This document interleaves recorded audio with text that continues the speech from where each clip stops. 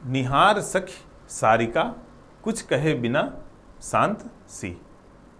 अब वो अपनी सहेली को कह रही हैं कि देखो ये जो मैना है, ये जो सारिका है, वो हम लोगों की तरफ देख रही है लेकिन शांत है, बोल कुछ नहीं रही है। और कोई अगर आपकी तरफ देख रहा हो, शांत हो, तो कई बार हम लोग यह उम्मीद करते हैं कि वो निश्चित रूप से कुछ ना कुछ सोच रहा होगा, कुछ ना कुछ बोलेगा। दिए श्रवण है यहीं इधर मैं हुई भ्रांत सी।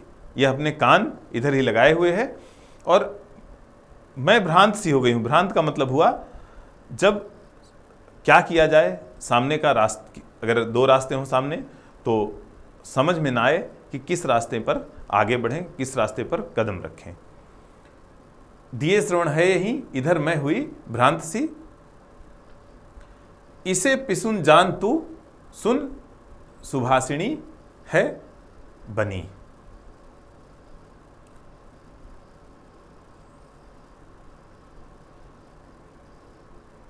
पिसुन एक तरह से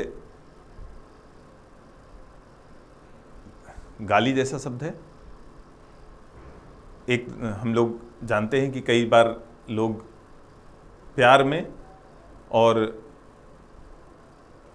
मजाक में गाली देते हैं, तो कह रहे हैं कि ये उधर से केवल देख सुन रही है और कुछ बोल नहीं रही है, और मैना की आवाज को कानों के लिए सुखकर माना जाता है। और सुभाषिणी का मतलब अच्छे शब्द बोलने वाली, कि उसको वो मानती थी कि वो अच्छे शब्द बोलती है, अच्छा बोलती है। तो कह रहे हैं कि केवल सुन रही है, हम लोगों की तरफ कान लगाए हुए है, लेकिन ये नहीं कि कुछ एक शब्द हम लोगों की व्यथा को कम करने के लिए, हम लोगों की तकलीफ को कम करने के लिए बोल भी दे, तो कुछ बोल नहीं रही है। अब इसके बाद उसने, मैना ने बोला धरो। धैर्य धारण करने के लिए इशारा कह रही है कि तुम धैर्य धारण करो, निश्चित रूप से एक दिन लक्ष्मण आएंगे और तुम्हारा दुख, तुम्हारी तकलीफ दूर होगी। खग किसे धरूं धृति लिए गए हैं धनी। धनी माने पति, जो मेरे पति हैं लक्ष्मण। करें कि क्या, कैसे धारण करूं, क्योंकि मेरा जो धैर्य है, जो मेरा साहस है, वो मेरे पति